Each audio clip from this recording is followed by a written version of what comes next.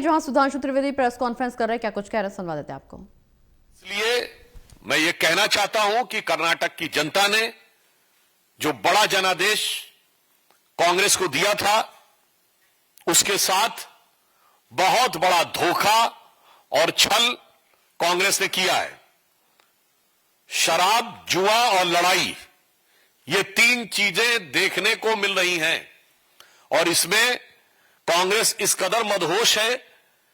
कि उसे विकास और कर्नाटक की जनता के हित का होश नहीं रहा है। उन्हें समझाने पर भी कोई बात समझ में नहीं आ रही है। तो उनके लिए एक पंक्ति ध्यान आती है कि कांग्रेस मानो ये कह रही हो कि मुझको यारों माफ करना, मैं नशे में हूं और बोतल में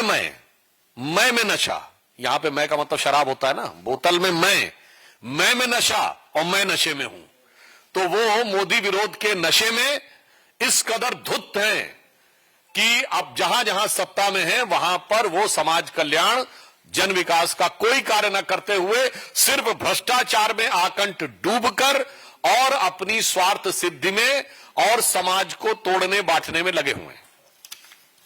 दूसरा विषय जो हम आपके ध्यान में लाना चाहते हैं, अभी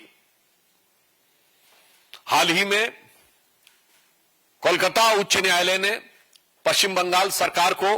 एक कड़ा निर्देश दिया कि सीमा सुरक्षा बल, बॉर्डर सिक्योरिटी फोर्स के द्वारा भारत बांग्लादेश सीमा पर, जिसमें तकरीबन 9 जिले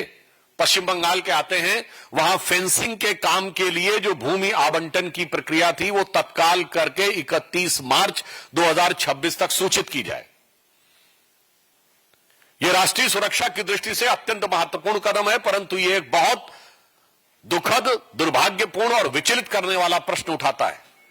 यह साफ दर्शाता है कि पश्चिम बंगाल की तृणमूल कांग्रेस के शासनकाल में